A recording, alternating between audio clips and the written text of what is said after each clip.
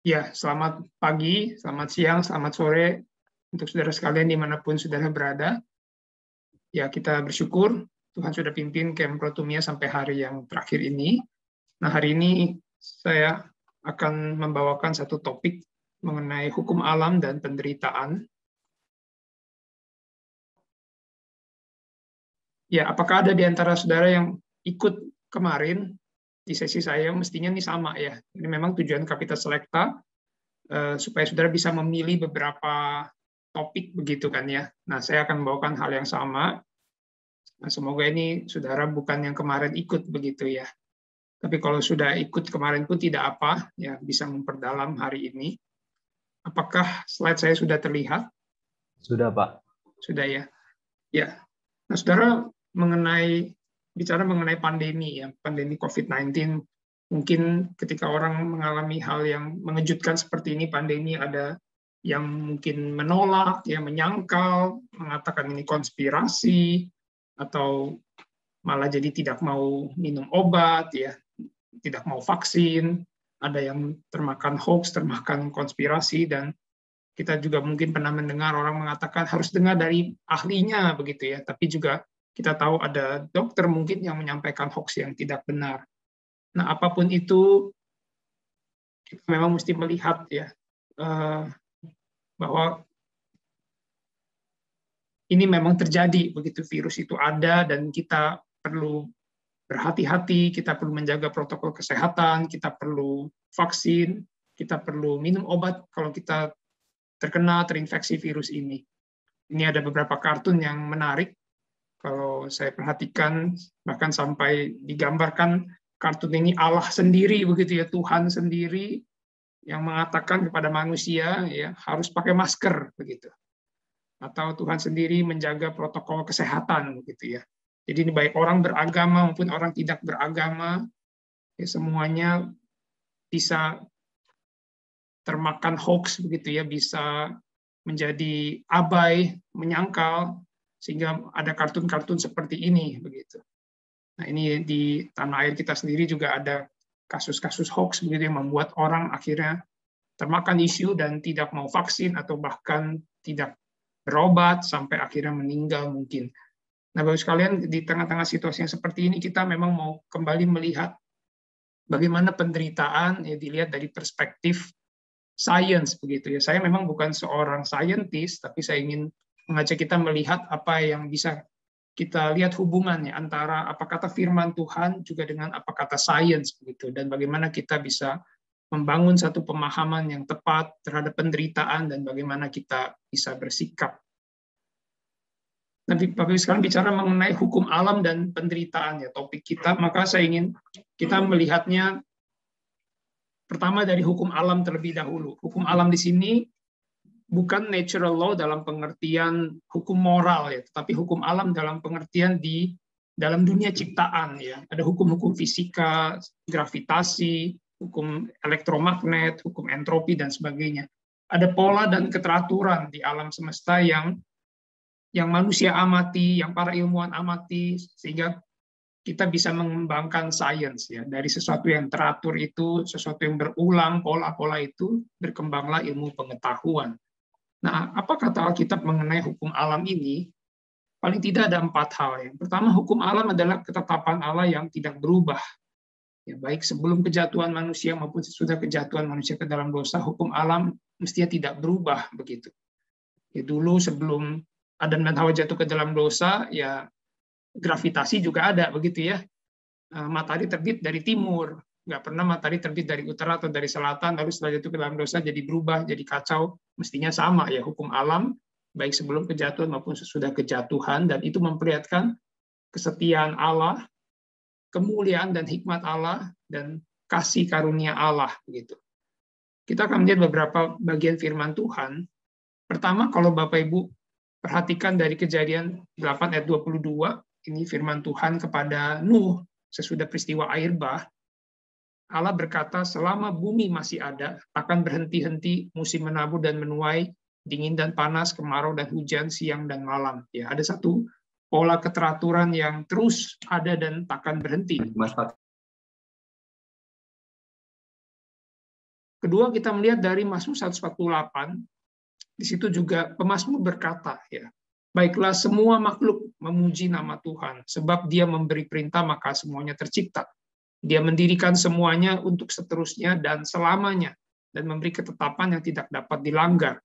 Jadi saudara perhatikan ada perintah yang Tuhan tetapkan, ya ada satu ketetapan yang tidak dapat dilanggar, ada satu hukum di dalam alam semesta ini.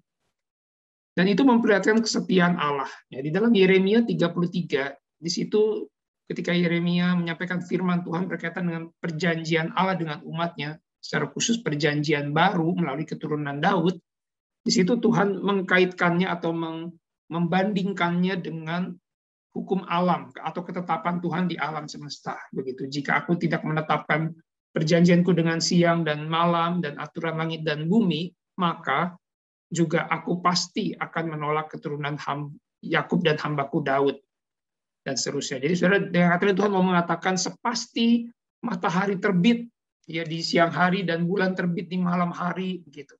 Maka sepasti itulah juga aku akan menggenapi perjanjianku dengan Daud, begitu, perjanjian yang baru.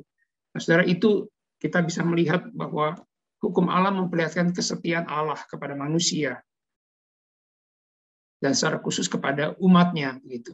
Dan hukum alam ini memperlihatkan hikmat dan kemuliaan Allah. Ya, ada banyak bagian Alkitab selain Kejadian pasal 1 yang bicara penciptaan, ada Mazmur 19, 104, 147, 148, juga Ayub 38 sampai 41.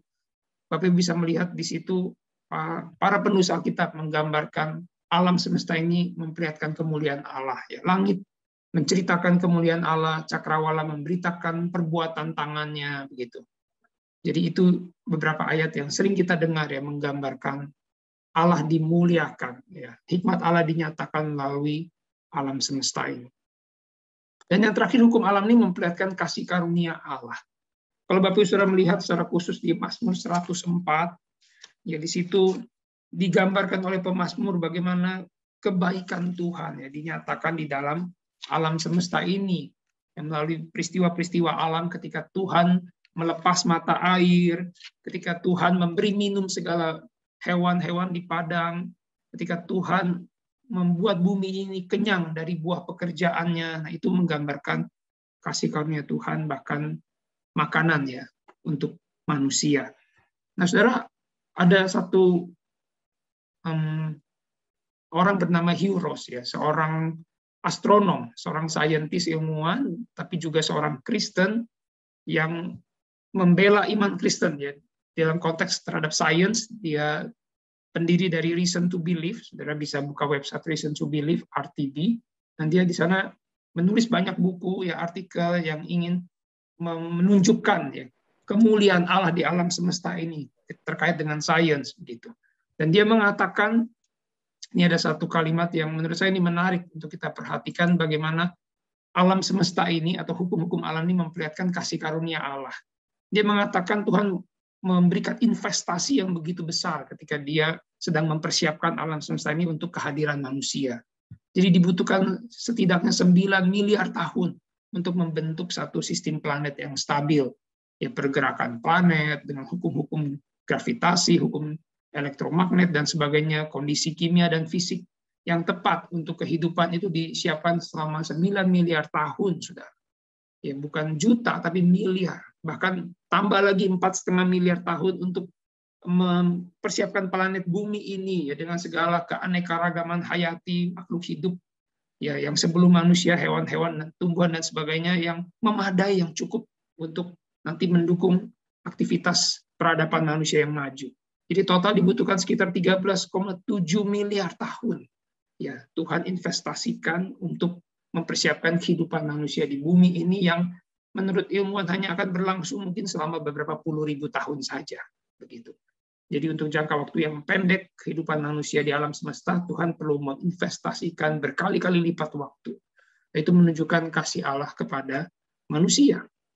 Bahkan Tuhan mempersiapkan semuanya itu ya, momen timing di mana manusia akhirnya diciptakan, itu ada jendela waktu yang sempit yang memperlihatkan providensi Allah ya. Ini menurut Ross. Jadi ada semacam fine tuning, ada satu penyetelan di alam semesta itu yang tepat begitu ya, menunjukkan sudah disiapkan bukan satu kondisi yang kebetulan, ya, tapi ada satu rancangan tujuan Allah di dalam mempersiapkan kehadiran manusia dan peradabannya di dunia ini. Jadi misalnya dia mengatakan ada optimalisasi rotasi bumi yang berputar bisa pas, ya 24 jam, satu hari tidak lebih cepat dan tidak lebih lambat, yang sehingga mempengaruhi cuaca stabil, terang cahaya matahari, gerhana, ya pelat tektonik, pergerakan lempeng bumi, semuanya itu pas pada waktunya untuk kehadiran manusia, begitu. Nah, itu menurut Ross, begitu, seorang ilmuwan Kristen. Nah, dari situ kita bisa melihat, ya, di dalam alam semesta ini Tuhan memperlihatkan kasih karunia-Nya. Nah, selalu apa hubungannya dengan penderitaan? Ya, penderitaan yang sedang kita hadapi saat ini, secara umum ketika bicara penderitaan, ya, biasa penderitaan ada dua sumber, begitu, atau dua hal bicara mengenai penderitaan, yaitu moral evil, satu kejahatan dari manusia, ya, sehingga mengakibatkan penderitaan. Itu manusia yang melakukannya, ya, manusia yang melakukan satu kejahatan. Kedua, natural evil, ya, alam semesta ini yang menimbulkan penderitaan, misalnya gempa bumi, badai, gunung berapi, itu yang seringkali dianggap natural evil, ya, termasuk sakit penyakit, virus yang sedang kita alami saat ini, itu termasuk natural evil. Walaupun sebetulnya virus corona bisa juga kita katakan natural evil akibat moral evil, kan? Karena manusia yang tidak menjaga pola makan, yang mengambil hewan liar lalu dijual di pasar basah sehingga tidak higienis dan mengakibatkan virus bisa menyebar. Jadi para ahli mengatakan ini juga natural evil yang diakibatkan oleh moral evil. Nah, saudara, saya ingin melihat lebih detail secara khusus mengenai natural evil ini, atau saya katakan penderitaan natural, ya. Jadi paling tidak ada 3 pandangan mengenai natural suffering ini. Kita sudah melihat waktu hari pertama Pak Calvin ada membawakan satu pandangan juga, ya. Nah, yang pertama yang klasik, yang tradisional adalah pandangan bahwa segala penderitaan di muka bumi ini, baik penderitaan di alam maupun akibat perbuatan manusia secara moral, ya, kejahatan moral, itu disebabkan oleh kejatuhan manusia ke dalam dosa. Pandangan yang kedua yang Pak Calvin ada sampaikan di hari pertama itu adalah penderitaan itu natural, ya, intrinsik, sudah ada di dalam dunia ciptaan ini sebelum manusia jatuh ke dalam dosa. Dan ada satu pandangan yang ketiga, bahwa penderitaan natural nih di alam semesta itu disebabkan oleh kejatuhan malaikat. Nah, saudara, kita akan melihat pandangan-pandangan ini, yang secara khusus saya sorot di satu dan kedua. Kita tidak ada waktu untuk yang ketiga, tapi nanti saya akan simpulkan semuanya. Nah, saudara, yang pertama yang klasik adalah selalu kita melihat pandangan ini, teologi ini mengatakan segala penderitaan diakibatkan oleh kejatuhan manusia ke dalam dosa. Ya, Allah tidak pernah menginginkan sebelumnya manusia menderita, tetapi karena manusia gagal untuk taat kepada Allah di Taman Eden itu, kita akhirnya jatuh ke dalam dosa. Kejadian 3:17, ya, terkutuklah tanah karena engkau, dengan bersusah payah engkau akan mencari rezekimu dari tanah seumur hidupmu. Ya, termasuk juga Roma 8 ayat 20 dan 21, karena kejatuhan manusia maka seluruh alam semesta ditaklukkan kepada kesia-siaan, kebinasaan, begitu, yang menantikan penebusan anak manusia. Itu Roma 8, dan Roma 5, ya, Paulus juga mengatakan sama seperti dosa telah masuk ke dalam dunia oleh satu orang, yaitu Adam, oleh dosa itu juga maut, demikianlah maut telah menjalar ke semua orang karena semua orang telah berbuat dosa. Ya, ini pandangan yang klasik bahwa kejatuhan manusia telah menyebabkan penderitaan. John Calvin dalam tafsirannya terhadap Kejadian pasal 3, ya, kejatuhan itu, dia mengatakan tampaknya, ya, semua kejahatan dalam kehidupan saat ini yang terbukti tidak terhitung banyaknya berasal dari satu sumber yang sama, yaitu kejatuhan manusia. Termasuk natural evil, udara yang buruk, embun beku, guntur, hujan yang tidak sesuai musim, kekeringan, hujan es, dan apapun yang tidak teratur di dunia adalah buah dari dosa, ya, atau kejatuhan manusia ke dalam dosa. Dan juga penyakit, ya, termasuk virus, kalau kita mau bilang hari ini, begitu, Calvin akan mengatakan ini adalah akibat kejatuhan manusia ke dalam dosa. Nah, ada satu kesulitan di dalam pandangan klasik, ya, kalau dilihat dari sains. Pertama, hukum alam itu tidak berubah tadi, ya. Ini selain ini mesti ada satu lagi ya, ada dua keberatan, paling tidak dua kesulitan mengenai pandangan yang tradisional ini. Hukum alam tidak berubah baik sebelum manusia jatuh ke dalam dosa maupun sesudah manusia jatuh ke dalam dosa. Hukum alam tidak berubah. Misal dulu sebelum manusia jatuh ke dalam dosa di Taman Eden, apakah Adam tidak bisa terluka? Bisa saja ya, ketika Adam menebang pohon ya untuk mengelola Taman Eden itu kan perintah Tuhan, bisa saja Adam tertusuk mungkin serpihan kayu dan tangannya bisa saja berdarah begitu kan ya. Atau ketika Hawa mungkin menggunakan pisau dari batu untuk menyiapkan makanan kah atau bagaimana untuk memotong buah, ya bisa saja tangannya berdarah ya. Kalau Adam jatuh dari pohon ketika dia memetik buah, bisa saja dia jatuh dan terluka kan, gravitasi tetap sama begitu. Baik dulu sebelum kejatuhan maupun sesudah kejatuhan begitu. Sehingga dengan kata lain, apakah mungkin begitu kan ya? Apa dampaknya secara alamiah begitu dari kejatuhan manusia di dalam alam semesta ini? Itu yang pertama, karena tetap hukum alam adalah sama.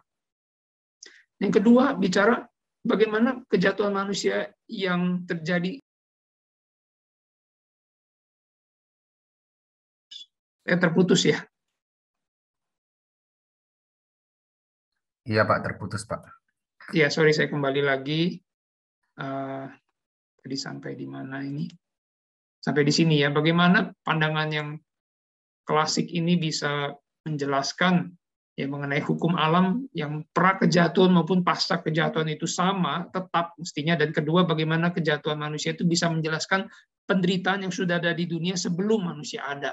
Penderitaan di hewan, ya di dunia animal misalnya.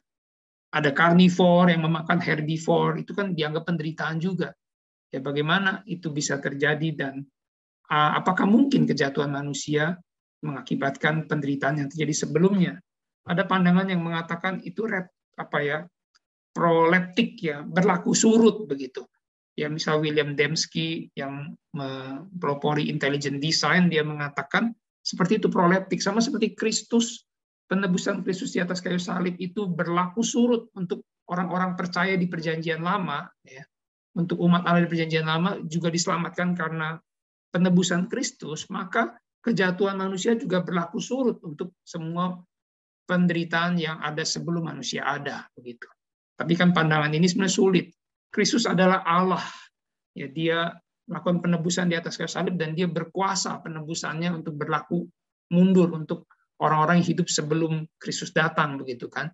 Tetapi manusia, apakah mungkin manusia punya satu kuasa yang kejatuhannya menyebabkan penderitaan itu terjadi sebelum manusia ada begitu? Bagaimana mungkin? Dan apalagi seperti ibaratnya bagaimana mungkin begitu ya hewan-hewan itu menanggung kesalahan akibat kejatuhan manusia ke dalam dosa? Ibaratnya tidak adil, siapa yang berdosa, siapa yang salah, yang dihukum siapa begitu ya. Jadi proleptik itu sulit untuk menjawab bagaimana mungkin kejatuhan manusia menyebabkan penderitaan di alam semesta yang sudah ada sebelumnya. Maka ada pandangan yang kedua, penderitaan itu sudah natural, ada di dalam dunia ciptaan, itu intrinsik begitu ya. Jadi sebelum kejatuhan manusia ke dalam dosa sudah ada penderitaan yang natural, yang bukan diakibatkan oleh dosa. Jadi misalnya data Alkitab, Pak Calvin sudah menyampaikan juga, alam ciptaan ini perlu dikelola. Ya, manusia pertama menerima mandat untuk mengelola dan memelihara bumi. Ada kata taklukan, berkuasalah, itu kan mengindikasikan satu perjuangan yang keras. Ya, alam semesta ini perlu ditaklukkan. Gitu. Maka dalam usahanya itu melibatkan penderitaan juga kan ya. Ada bahaya menaklukkan alam semesta ini, seperti pergi berperang begitu kan ya gambarannya, menaklukkan dan berkuasa itu. Dan kata baik di dalam apa yang Tuhan nilai ya ketika dia menciptakan, bahwa sungguh amat baik atau sungguh baik ciptaan Tuhan itu, ketika Tuhan menilai baik bukan berarti sempurna ya. Baik artinya itu sesuai dengan rancangan dan kehendak Allah. Jadi alam semesta ini baik dalam pengertian bukan berarti nggak perlu dikelola lagi, ya.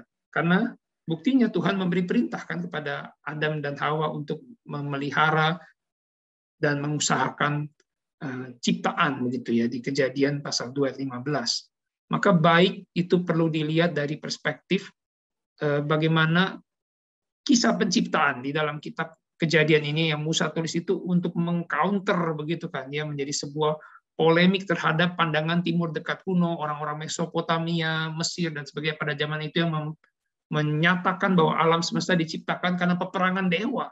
Dewa Marduk, Dewi Tiamat yang berperang, sehingga Dewi Tiamat kalah, bagian-bagian tubuhnya itu dipecah-pecah menjadi bagian dari alam semesta. Ada yang jadi langit, jadi daratan, jadi air, dan sebagainya. Lalu manusia diciptakan sebagai budak untuk melayani para dewa. Nah, catatan Alkitab yang Musa tulis mengenai penciptaan alam semesta ini untuk mengcounter ya semua pandangan-pandangan Timur Dekat kuno, budaya zaman itu, yang menyatakan bahwa ada Allah satu-satu yang berdaulat, Allah Yahweh, yang menciptakan alam semesta ini dengan kedaulatannya, ya, dengan kebebasannya tanpa ada ilah-ilah lain begitu, dan dia bisa menciptakannya sesuai dengan rencana dan kehendaknya, sesuai dengan tujuan maksudnya begitu. Tidak perlu ada konflik dulu, peperangan dulu, baru tercipta alam semesta. Dan saya lihat itu artinya baik di situ. Baik artinya sesuai dengan apa yang Tuhan kehendaki. Bukan berarti sempurna, ya, dan tidak perlu dikelola lagi. Maka dengan kata lain, ini ada Ian Provan di dalam bukunya Seriously Dangerous Religion, ya, bicara mengenai penafsiran terhadap Kejadian 1-3. Dia adalah seorang penafsir PL, dia mengatakan usaha manusia ya untuk mengelola alam semesta yang liar ini itu tugas yang penuh tantangan dan bahaya. Dan di Kejadian pasal 1 ini kan sebelum kejatuhan, ya, ketika Tuhan menciptakan itu ada indikasi hewan-hewan itu beberapa jenis. Ada hewan yang domestik, hewan yang untuk dipelihara seperti kambing, sapi, begitu kan ya. Ada juga hewan liar yang karnivor seperti mungkin singa, harimau, serigala, dan juga ada hewan liar yang non-karnivora. Jadi ada hewan-hewan berbagai jenis. Dan manusia perlu menaklukkan hewan-hewan ini, juga memberi nama kepada mereka, itu menunjukkan satu usaha yang penuh tantangan dan bahaya. Termasuk kata Ian Provan, sakit melahirkan itu juga adalah penderitaan yang natural, bukan akibat dosa. Ya, sakit melahirkan itu seringkali kan kita anggap akibat kejatuhan. Bukan, karena kalau membaca Kejadian pasal 3 itu ya, ketika Tuhan menghukum Adam dan Hawa sesudah mereka makan buah pohon pengetahuan baik dan jahat, itu bukan bicara kesakitan melahirkan itu baru ada di situ. Enggak, begitu ya. Kalau baca Kejadian 3:16, dia mengatakan, susah payamu waktu mengandung akan kubuat sangat banyak. Itu bicara, maksudnya ketika Hawa mengandung nanti, begitu kan ya, ketika perempuan mengandung hamil, itu sudah melahirkan itu dalam kondisi yang sakit begitu, tapi susah payahnya akan bertambah. Ya, bertambahnya bukan karena sakit melahirkannya, bertambahnya adalah akibat dosa, yaitu kehidupan keluarga yang tidak harmonis jadinya. Begitu. Jadi kehidupan keluarga yang tidak harmonis, suami dan istri akan saling mendominasi, saling berebut otoritas. Begitu kita bacakan di ayat 16b. Engkau akan birahi kepada suamimu dan ia akan berkuasa atasmu. Bicara ada konflik dalam kehidupan rumah tangga, itu yang menyebabkan penderitaan ketika mengandung anak itu makin parah, begitu, makin sakit. Pain-nya adalah bukan pain secara fisik, begitu, tapi pain karena lingkungan ketika dia mau melahirkan anak, itu ada satu kehidupan rumah tangga yang tidak harmonis, begitu. Termasuk ketika disampaikan hukuman kepada Adam ya, di dalam bekerja, di dalam mengelola tanah ya, itu lebih sulit dalam pengertian bukan berarti sebelumnya nggak sulit ya, di dalam mengusahakan ciptaan ini, mengerjakan mandat budaya ya, mengelola alam semesta itu sudah penuh dengan tantangan dan bahaya. Tapi ketika manusia jatuh ke dalam dosa itu makin sulit begitu ya, karena ada pain yang lain. Kehidupan rumah tangga itu yang menyebabkan manusia makin bertambah penderitaannya. Dan ini beberapa ayat lagi ya, menurut pandangan ini penderitaan natural itu sudah intrinsik dalam dunia ciptaan. Nah, bicara mengenai Tuhan sendiri yang memberi makan hewan-hewan karnivor. Begitu ya. Jadi kan sudah ada penderitaan di dalam kehidupan hewan ya, ada hewan-hewan herbivor yang menjadi mangsa bagi hewan-hewan karnivor. Ayub 39, bisa dapatkah engkau memburu mangsa untuk singa betina? Ini kan perkataan Allah kepada Ayub ya, memuaskan selera singa-singa muda. Lalu pemazmur juga berkata, singa-singa muda mengaum-ngaum akan mangsa dan menuntut makanannya dari Allah, begitu. Jadi penderitaan itu sudah intrinsik dalam dunia ciptaan. Nah, termasuk ini, saudara, yang melihat kalau hukum alam itu sama, baik sebelum kejatuhan maupun sesudah kejatuhan, maka berlaku hukum termodinamika kedua mestinya ya, bahwa panas itu, energi itu kan berpindah dari satu tempat ke tempat lain dan tidak bisa kembali. Gitu. Ketika saudara memanaskan es begitu ya di atas kompor, es itu mencair karena panas kalor dari kompor itu, maka tidak bisa kembali, begitu kan ya.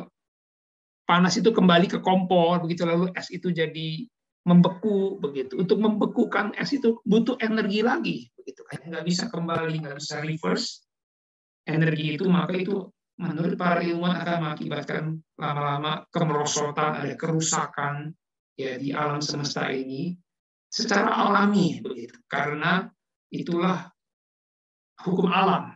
Ya, lama-lama seluruh alam semesta ini akan kembali menciut, mengecil ke satu titik. Mungkin matahari juga nanti akan panasnya tidak lagi seperti ini. Lama-lama mungkin akan lebih dingin begitu.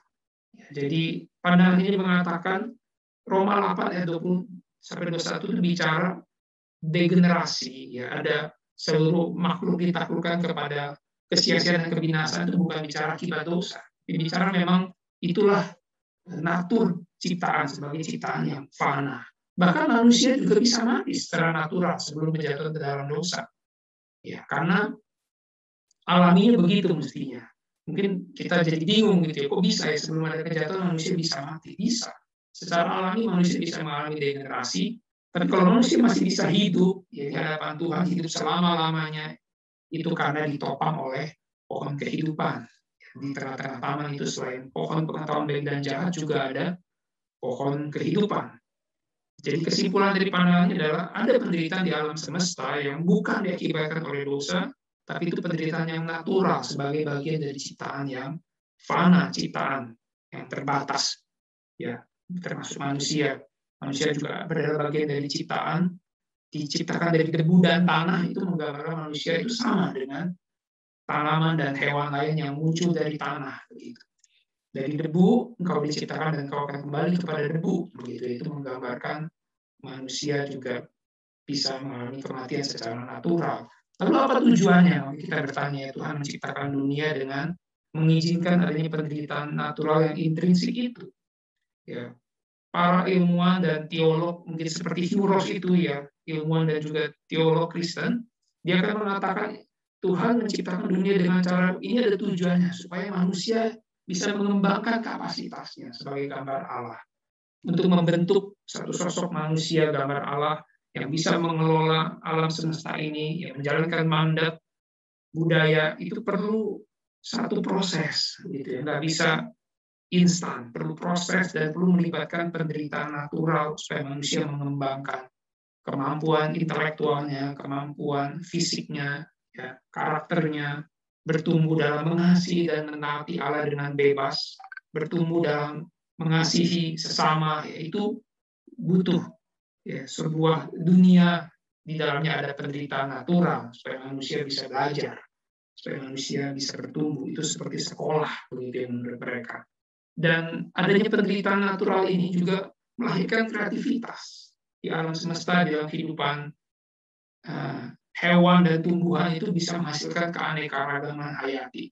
Ya, ketika di dunia ini begitu banyak spesies tumbuhan dan hewan, itu muncul akibat dari adaptasi terhadap suaranya ada gangguan, Pak. Maaf. Oh, sorry, suara saya nggak jelas ya. Iya, Pak. Maaf, Pak. Sebentar.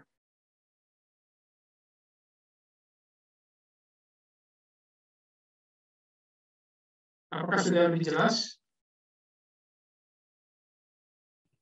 Masih sama, Pak Dev. Suara saya masih kurang jelas? Seperti bergema gitu, Pak. Seperti bergema ya. Mungkin volume mikrofonnya dikecilkan sedikit. Apakah Tadi sudah di awal jelas? sih enggak, tapi di tengah-tengah tiba-tiba berubah. Masih kurang jelas?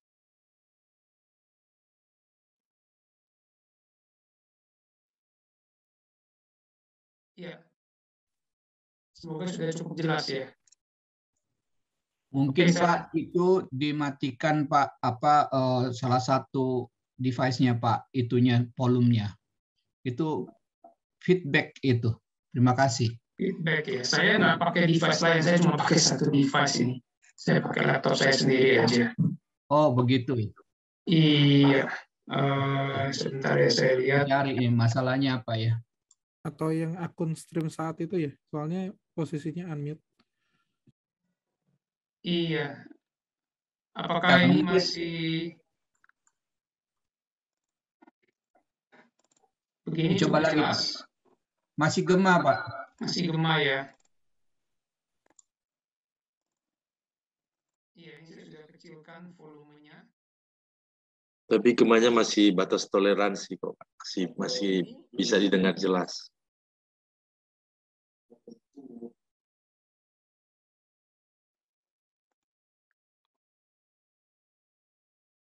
Oke, saya lanjutkan deh ya.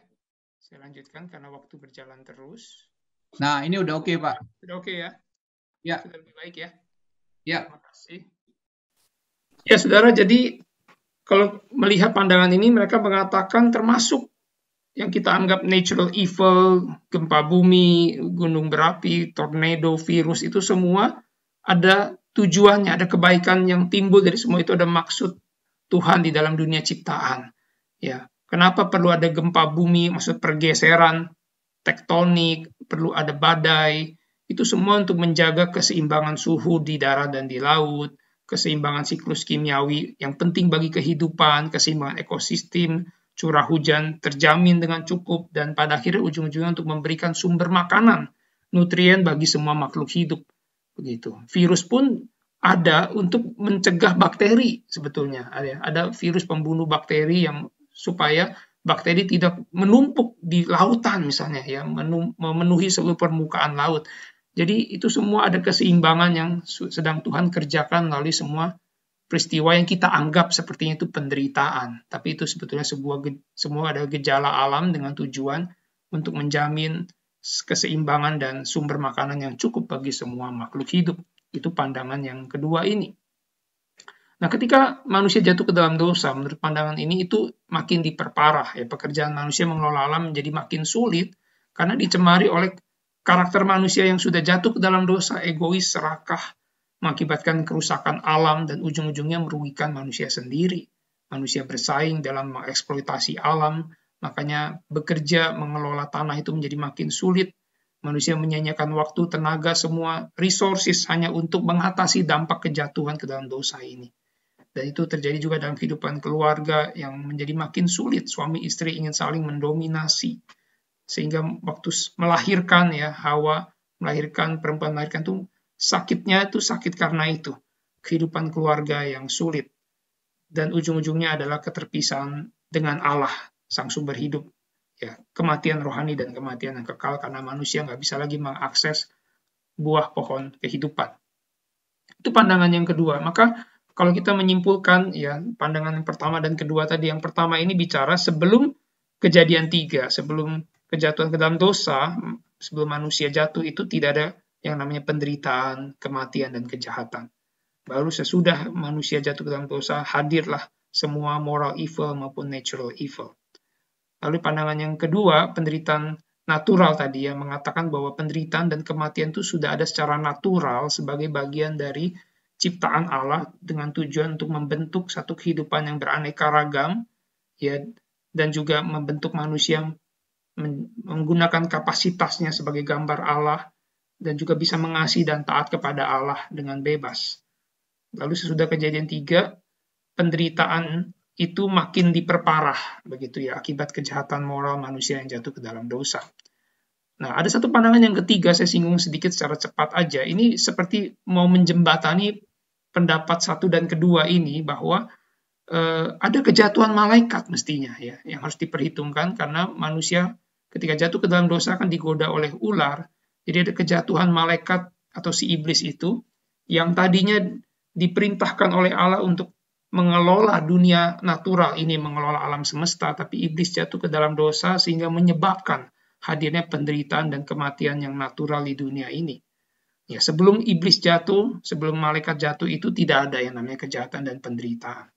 Ya, karena menurut pandangan ini mestinya Tuhan tidak menghendaki ya manusia mengalami penderitaan atau makhluk hidup mengalami penderitaan begitu ya. Tuhan ingin menciptakan suatu dunia yang bebas dari penderitaan. Tetapi karena kejatuhan malaikat, penderitaan itu hadir, dan ketika kejatuhan manusia ke dalam dosa, ditambah ada kejahatan moral dari manusia yang memperparah penderitaan natural.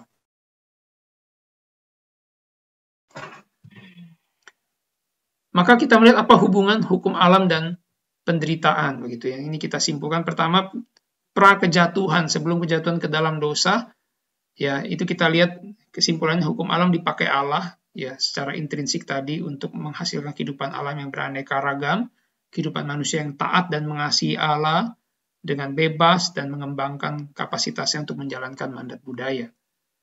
Lalu sesudah kejatuhan, ya hukum alam tetap menjadi berkat dari Allah kepada manusia pasca kejatuhan, ya manusia yang dijauhkan dari pohon kehidupan begitu ya. Itu bukan bicara hukuman, satu sisi memang hukuman, tapi itu hukuman yang menunjukkan berkat Tuhan juga bagi manusia, sehingga manusia tidak lagi hidup selama-lamanya, tapi di dalam kondisi rusak akibat dosa.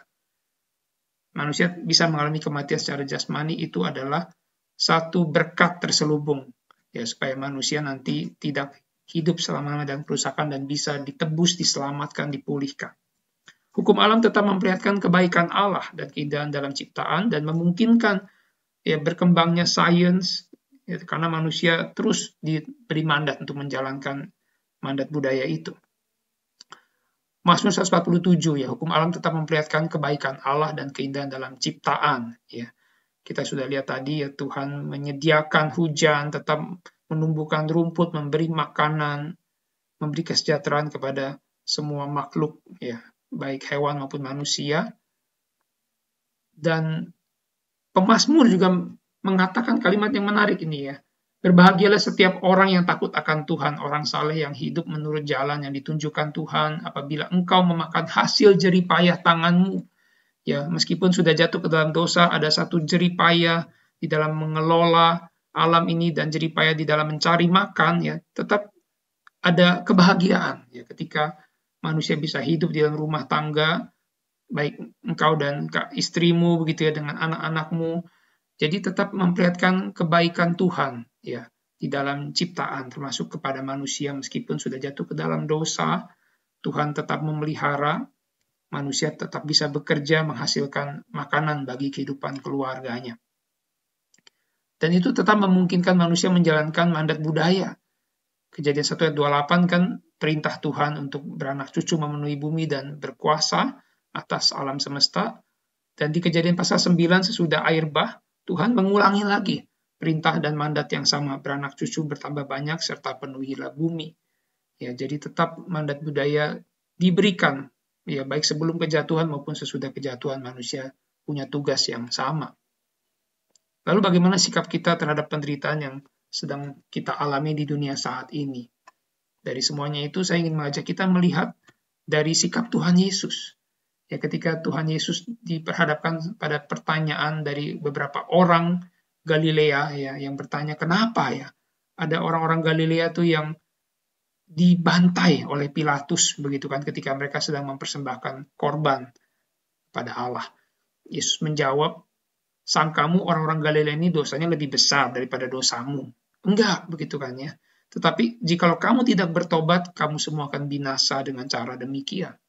Itu moral evil ya. Satu penderitaan diakibatkan oleh Pilatus ya, yang jahat yang membantai orang-orang. Tapi juga ada natural evil.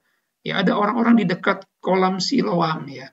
Ada 18 orang yang mati ditimpa menara di dekat kolam Siloam itu ya. Mereka bertanya begitu kan ya. Lalu Yesus menjawab, bukan ya, bukan karena kesalahan mereka lebih besar daripada kesalahan semua orang lain, tetapi Yesus berkata, kamu harus bertobat gitu ya. Jikalau kamu tidak bertobat, kamu semua akan binasa dengan cara demikian. Baik natural evil maupun moral evil, ya jawaban Yesus sama, ya. Kita harus bertobat.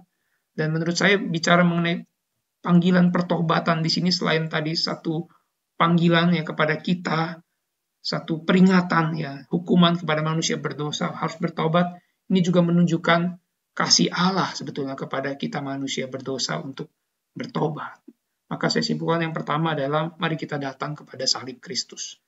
Di dalam kondisi apapun yang kita alami, ketika kita mengalami penderitaan karena pandemi ini, baik secara langsung maupun tidak langsung, mungkin ada anggota keluarga kita ataupun siapapun, ya orang kita kenal yang mengalami kesulitan, sikap kita yang pertama adalah kita mau datang kepada Kristus, bertobat dan kembali mengalami kasih-Nya. Menjadi momen kita untuk introspeksi, begitu ya, seperti kata John Piper, malapetaka ini, ya pandemi ini adalah gambaran Allah tentang apa yang pantas diterima oleh manusia yang berdosa. Bahkan suatu hari akan ada penghakiman yang beribu-ribu kali lebih buruk begitu. Ini adalah peringatan, panggilan, wake up call begitu ya, supaya manusia melihat kengerian moral, ya, keburukan dari dosa.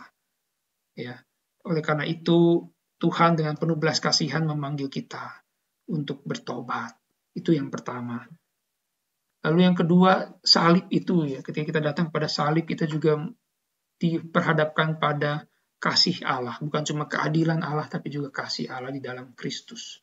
John Stott di dalam bukunya berkata, saya sendiri tidak akan pernah bisa percaya kepada Tuhan jikalau bukan karena salib. Ya.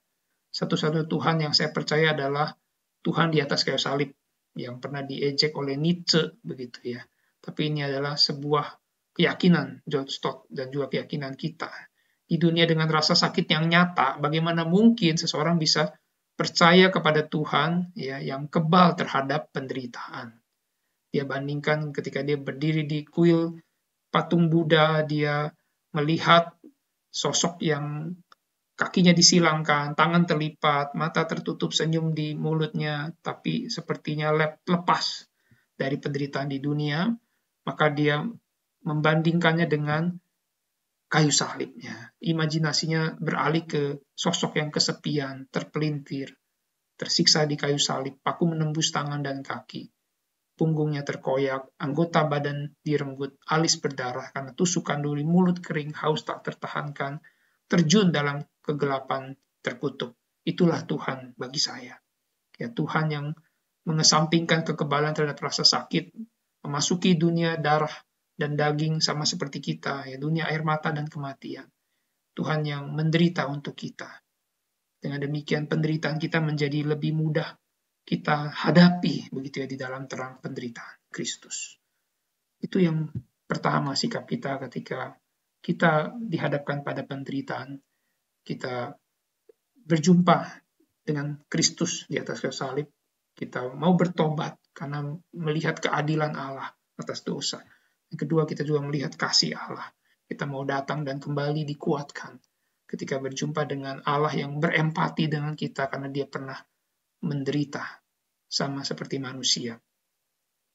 Sikap yang kedua adalah yang Tuhan Yesus tunjukkan dalam Yohanes pasal 9 ketika dia dan murid-muridnya melihat orang buta sejak lahir. Murid-muridnya seperti berdebat, ya, dosa siapa, dosa orang ini atau dosa orang tuanya, tapi Yesus menjawab, bukan dia, bukan juga orang tuanya, tetapi karena pekerjaan Allah harus dinyatakan di dalam dia. Dan kita harus mengerjakan pekerjaan dia yang mengutus aku selama masih siang. Akan datang malam di mana orang tidak dapat bekerja.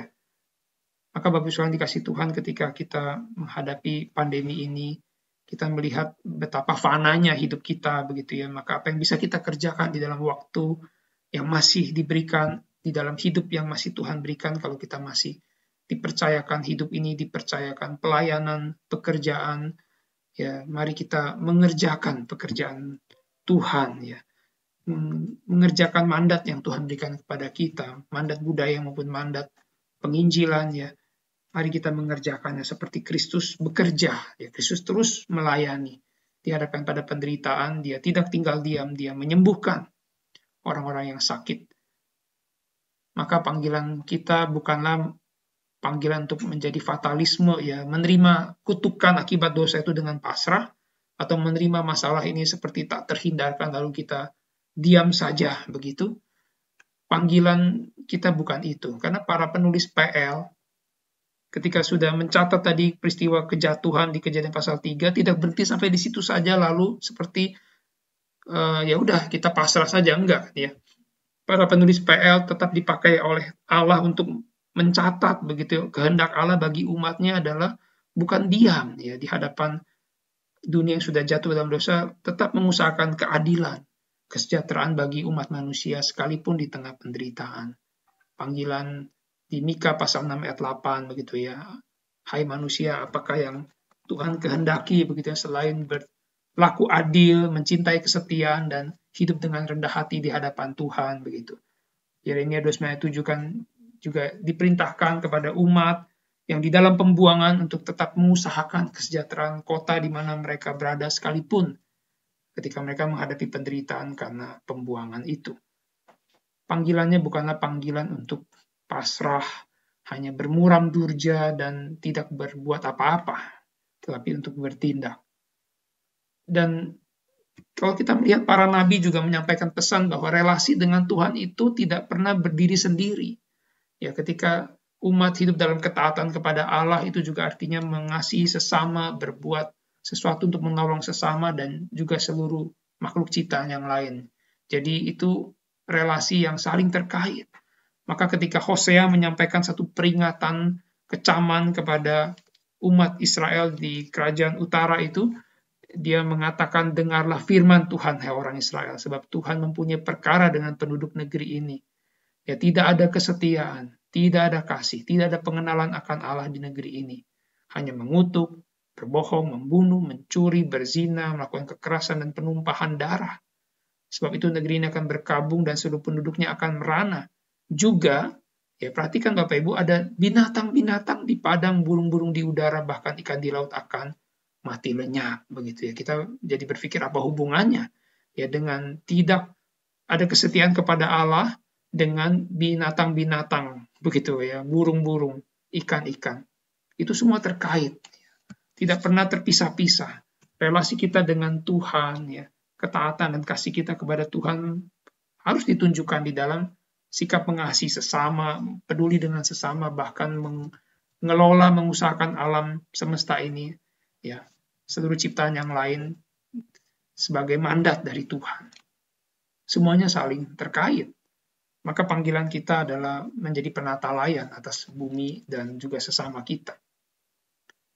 Menggunakan semua kepandaian, kemampuan, kekuatan kita ya dengan segala pekerjaan yang kita jalani, profesi kita masing-masing, kita mau merawat bumi ini, mengelolanya bagi kesejahteraan seluruh umat manusia. Ada satu yang menarik dari kitab Sirak. Ya, kitab Sirak ini ada di Deuterokanonika, memang bukan bagian dari kitab suci PL, tapi ini hikmat orang Yahudi. Ya, saya pikir baik juga untuk kita lihat, kita bisa belajar dari hikmat orang Yahudi di dalam Sirak pasal 38 ayat 1-14, kalau saudara bisa lihat di Alkitab Deuterokanonika ada. Ya, saya terjemahkan dengan bebas, ya menarik di sini ya. Hormatilah para tabib atau dokter ya atas pelayanan mereka. Karena Tuhan yang menciptakan mereka. Karena karunia kesembuhan yang mereka miliki itu datang dari yang maha tinggi. Keahlian para tabib ini datang dari Tuhan. Ya. Tuhan yang membuat mereka hebat. Begitu bisa menyembuhkan orang sakit. Tuhan juga yang menciptakan obat-obatan dari bumi. Dan orang yang berakal tidak akan meremehkannya. Tuhan memberikan kepada manusia pengetahuan supaya ia dimuliakan karena pekerjaan-pekerjaannya yang ajaib. Dengannya, ya dengan pengetahuan itu, tabib bisa menyembuhkan, menghilangkan rasa sakit, bahkan apoteker atau tukang obat bisa membuat campuran obat-obatan dari tanaman obat-obatan itu, begitu ya. Pekerjaan Tuhan tidak akan pernah selesai, dan darinya kesehatan terpancar ke seluruh bumi. Ya, ini sikap orang Yahudi ya. Ketika mereka mengetahui manusia sudah jatuh ke dalam dosa, Kejadian pasal 3, ya mereka tetap menjalankan mandat itu. Mereka sadar mereka harus berkiprah ya, mengelola bumi ini bagi kemuliaan Tuhan ya, dengan semua pengetahuan yang Tuhan berikan begitu ya, dengan semua kemampuan kalau yang Tuhan berikan mereka kelola. tidak ada sikap fatalisme, sikap pasrah ya, hanya berdiam diri.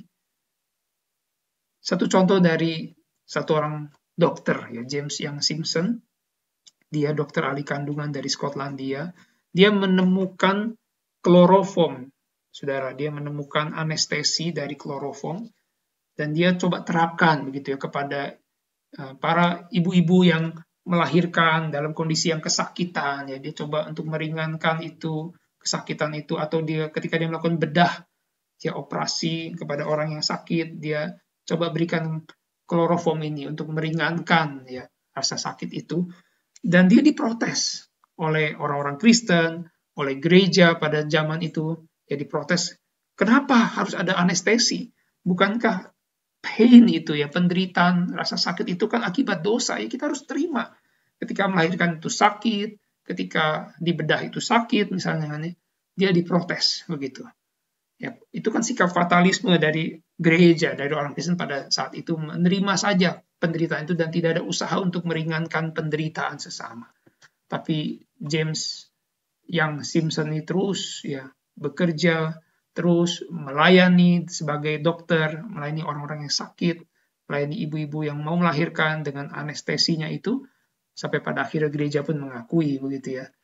Sampai ada satu plakat di gereja Cathedral St. Giles di Edinburgh ini ya, yang menyatakan terima kasih Tuhan karena ada James Young Simpson menemukan kloroform begitu.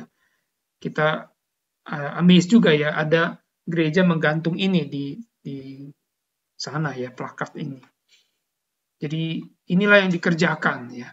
Harusnya kita kerjakan juga ketika kita menghadapi penderitaan, kita menggunakan segala daya upaya kita untuk meringankan penderitaan orang lain, menolong mereka yang membutuhkan. Kita bersyukur di tengah pandemi ini mulai muncul gerakan-gerakan ya untuk saling berbagi, saling berempati, saling mendukung. Mungkin kita juga bisa ambil bagian di sana.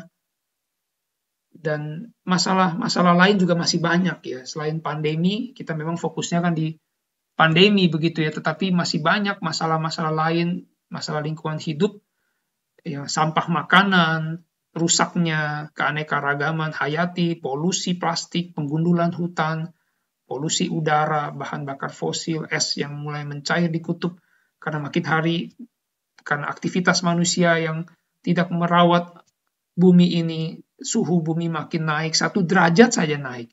Itu sudah menjadi satu hal yang buruk, sehingga muncul ada es yang mencair, banjir, cuaca ekstrim yang dialami belakangan ini di China, di India kan kita lihat ada banjir yang begitu besar.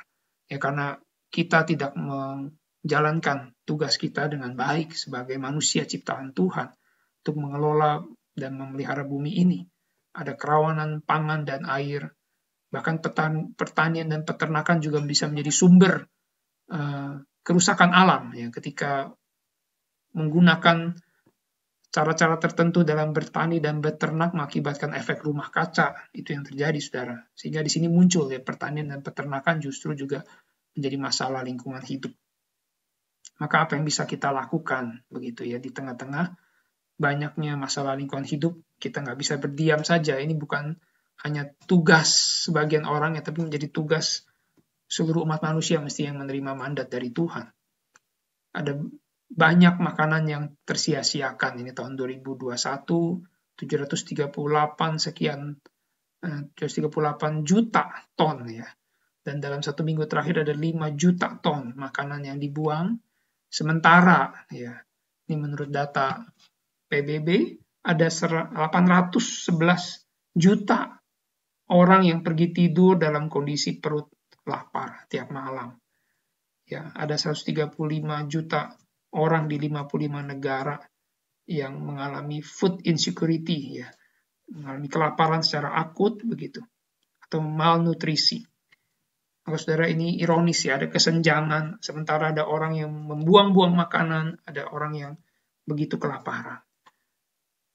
Di Indonesia sendiri belakangan ada Hari Anak Nasional ya. Ini ada data yang juga mengkhawatirkan sebetulnya. Ya, 24 kematian anak balita setiap 1000 kelahiran hidup. Ya, kelihatannya kecil, tetapi anak kurang gizinya itu besar, saudara. hampir 31% anak kurang gizi di Indonesia mengalami stunting ini, anak putus sekolah, pekerja anak menikah dini, dan sebagainya. Ini yang menjadi kondisi saat ini, dan apa yang bisa kita lakukan ya selain pandemi, masih banyak PR-PR lain. Biarlah kita sebagai anak-anak Tuhan bisa mengambil bagian di dalam pekerjaan Tuhan, ya, menjalankan mandat dari Tuhan untuk mengelola bumi ini, mengusahakan kesejahteraan bagi seluruh manusia.